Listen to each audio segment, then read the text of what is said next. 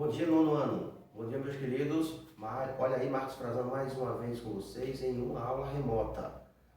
Olha aí, meus queridos. Dessa vez nós vamos estudar matemática, né? Matemática, vocês sabem que eu sou professor de matemática e de física, só que agora a aula é de matemática, especificamente no conteúdo de função do segundo grau, função polinomial do segundo grau, muito conhecida também como função quadrática, né? Aquela do tipo do f de x igual a ax ao quadrado mais bx mais c, onde o a não pode ser zero de jeito nenhum, né? E os coeficientes b e c, em certa parte, pode ser zero, mas se acontecer isso, aí a função é uma função incompleta, mas é função. Só o a que não pode ser zero. Então, pessoal, vamos fazer para hoje algumas resoluções de algumas questões de funções bastante discutidas em concursos públicos, em sala de aula. Então, para vocês fixarem melhor esse conteúdo, certo? Então, vamos lá comigo. Trago para vocês aquela questão que eu fiquei de resolver no finalzinho daquela aula, da última aula, e não deu tempo. Lembram disso, né, meus queridos? Não deu tempo de responder essa questão, mas eu prometi que na próxima aula iria passar ela para vocês. Está aí o prometido, como foi dito, certo? Vamos lá. A questão diz o seguinte: o gráfico da função quadrática definida por y igual a x ao quadrado menos mx mais m menos 1, em que m é um número real, tem um único ponto em comum com o eixo das abscissas. Determine o valor que essa função assume quando x for igual a 2. Então, se ele está falando que x vai ser igual a 2, então tu pega aquele valor 2 ali e coloca no lugar de x. Vamos substituir aqui, no lugar de x, certo? Só que tem um detalhe. Tu sabe que nós temos que descobrir o valor de m também, né? Para a gente descobrir o valor de m, a gente tem que ver o seguinte: o m está nos coeficientes b, no caso é menos m, e no coeficiente c, m menos 1. Então, numa situação dessa, a gente calcula simplesmente o zero da função. E como é o zero da função? O que é o zero da função?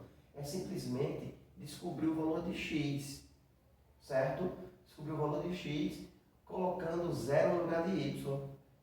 Então, quando for calcular o zero da função, que é a mesma coisa de raiz da função, a gente já sabe que y ou f de x vai ser zero. Então, para começar, a gente vai fazer assim, olha aí, eu vou dizer, eu sei que delta vai ser igual a zero. Por que delta é igual a zero? Porque ele fala aqui, tem um único ponto em comum com o eixo das abscissas. Ou seja, o eixo das abscissas, né, o eixo x, então a parábola só vai tocar em um ponto ali do eixo. Se ela toca em apenas um ponto, quer dizer que essa função só tem uma raiz. Ou duas raízes iguais, que é a mesma coisa que uma raiz. Beleza? Então eu já sei que delta é igual a zero. O que é que eu faço? Pego a fórmula de delta, escrevo aqui.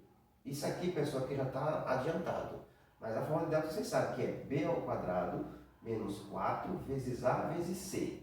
Então aqui já está tudo substituído no lugar desses coeficientes. Olha aí, no lugar de b, menos m, está aqui, menos b, está aqui, menos m, né? Então, menos m ao quadrado, menos 4, que é da fórmula, vezes 1. Quem é 1? É o coeficiente a que está aqui do lado do x, vezes m menos 1. M menos 1 é o coeficiente c. Olha aqui, está aqui ao lado, m menos c. Tudo isso igual a zero. Igual a zero porque nós já falamos que a parábola só vai tocar em um ponto do eixo das abscissas, ou seja, o eixo x, né? Fez essas substituições na fórmula de delta, vamos agora descobrir o valor de m. Olha aí, menos m ao quadrado, vai dar m ao quadrado, né? Menos 4 vezes 1 vai dar menos 4, aí menos 4 vai multiplicar o m e vai multiplicar o menos 1. Menos 4 vezes m vai dar menos 4m, né? Menos 4 vezes menos 1 vai dar mais 4. Vai ficar assim, Lá vai, vamos fazer a distributiva. Menos 4 vezes m, menos 4m. Menos 4 vezes menos 1, mais 4. Olha aí o resultado completinho aqui. Virou uma equação de segundo grau. Novamente, uma equação de segundo grau aqui, ó, onde a variável é m agora, ó, não é a variável x. Então, aqui nós calculamos simplesmente a fórmula de Bhaskara para descobrir isso aí. Ou novamente delta e depois Bhaskara. Mas, como está uma equação simples, você que já é do nono ano, que aprendeu muito bem aquele caso de produtos notáveis e fatoração, a gente pode fatorar esse trinômio, ó. Não é um trinômio quadrado perfeito? Então eu faço assim, ó. Ó, foi o que eu fiz. Coloquei o m menos 2 ao quadrado, consequentemente m vai ser igual a 2. Ué, pessoal, como é que foi feito isso, pelo amor de Deus? Olha aí, pessoal. Isso aqui não é uma raiz quadrada, né? Ó? Menos m menos 2 ao quadrado. Esse expoente 2 aqui não vai virar uma raiz quadrada do outro lado? Então vai ficar m menos 2 igual a raiz quadrada de 0. Raiz quadrada de 0 é 0. Então, m menos 2 igual a 0, passa o menos 2 para o outro lado, m igual a 2. Descobrimos o valor de m. Vamos descobrir agora o valor de x. Como é que vamos descobrir o valor de x? De x não, de y, né? Vamos substituir isso aqui, ó, na função. Olha aí, o m não foi 2? Então, 2 no lugar de m, ó, e 2 no lugar de m. 2 menos 1 dá 1. Aí virou uma nova função. Aí agora vamos descobrir o valor de x. Não, o valor de x a gente já sabe, né? Vamos descobrir o valor de y. Vamos colocar 2, que está falando lá no enunciado, no lugar de x. Vai ficar assim, ó. 2 ao quadrado menos 2 vezes 2 mais 1. 2 ao quadrado dá 4. 2 vezes 2 dá 4. 4 menos 4 dá 0. Mais 1, 1. Y igual a 1. Então x foi substituído por 2 para poder descobrir o valor de m. E depois substituir o valor de m para descobrir o valor de y. Exatamente foi o que foi feito. Valeu, meus queridos. Essa foi a questão da aula passada que eu prometi a vocês. Está aí, ó, promessa cumprida, respondida a questão. Próxima questão diz o seguinte: a água é essencial para a vida e está presente na constituição de todos os alimentos. Em regiões com escassez de água, é comum a utilização de cisternas para a captação e armazenamento da água da chuva. Ao esvaziar um tanque contendo água da chuva, a expressão V de T igual a menos 1 sobre 43.200 T ao quadrado mais 3 representa o volume metros cúbicos de água presente no tanque no instante em minutos. Qual é o tempo em horas necessário para que o tanque seja esvaziado? Não se assuste com a função aqui, que tem essa fração aqui com um denominador aqui enorme. Não é tão complicado assim não, como você imagina.